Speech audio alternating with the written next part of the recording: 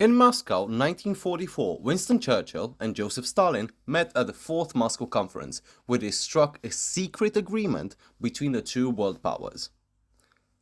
This is known as the Percentages Agreement, which summed up how the influence of the two superpowers over the Balkan countries was to be split up.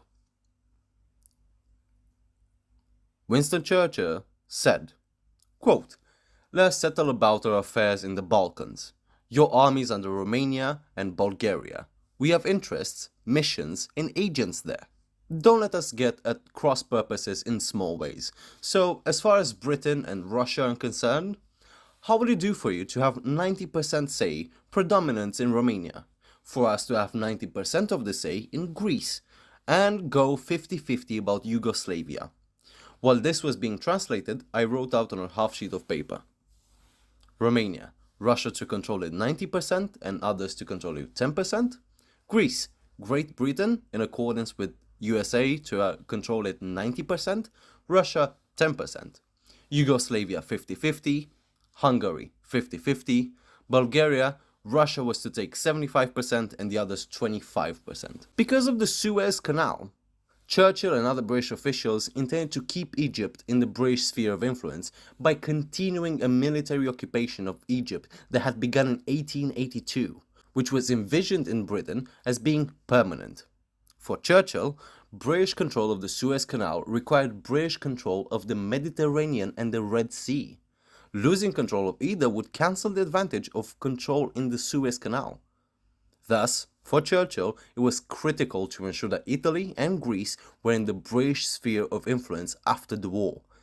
Inconveniently for Churchill, during the war, Italy, Greece, and Yugoslavia all had huge and growing communist parties. On the 22nd of June 1944, the Red Army launched Operation Bagration, and in the ensuing battle over the next 12 days, destroyed German Army Group Center, taking out 21 divisions totaling about 300,000 men. The destruction of Army Group Center created a huge gaping hole in the German lines on the Eastern Front and led to rapid Soviet advances. On the 20th of August 1944, the Red Army launched a major offensive into the Balkans and invaded Romania, whose oil was key to the German war effort. On the 22nd of August 1944, Churchill's doctor, Lord Moran, wrote in his diary, "Winston never talks of Hitler these days. He is always harping on the dangers of communism.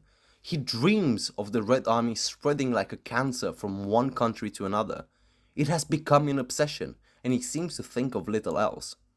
Going on to note that Churchill's response to the Soviet offense into Romania was to exclaim, "Good God! The Russians are spreading across Europe like a tide." Though the German 8th and 6th armies in Romania resisted fiercely, the Romanian army, whose morale has been declining for some time, collapsed in the face of the Soviet combined arms offense.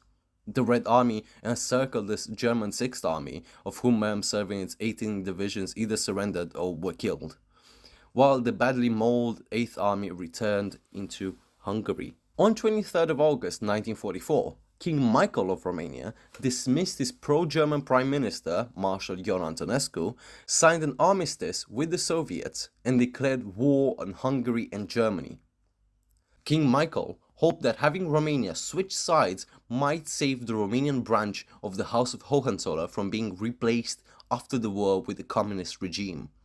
The Wehrmacht, which had lost 380,000 men in the unsuccessful attempt to hold Romania over the course of 2 weeks in August 1944, now found its entire position in the Balkans imperiled.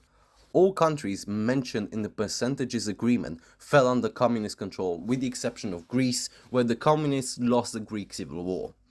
After the Tito-Stalin split of 1944, Yugoslavia, which has been regarded as being in the Soviet sphere of influence, became neutral in the Cold War.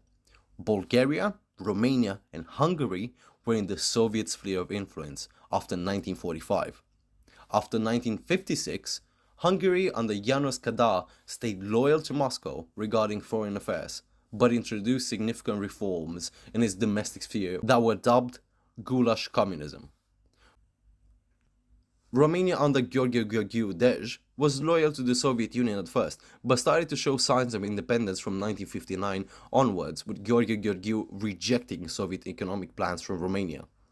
The Romanian tendency to move away from the Soviet sphere of influence increased under Nicolae Ceausescu, who accomplished diplomatic relations with West Germany in 1967, publicly criticized the Soviet invasion of Czechoslovakia in 1968 and of Afghanistan in 1979, and in 1971 visited China, which just fought a border war with the Soviet Union in 1969, to praise Mao Zedong as a role model for Romania. The Romanian tendency to praise China, which had challenged the Soviet Union for leadership of the communist world, was seen widely both at home and abroad as anti-Soviet.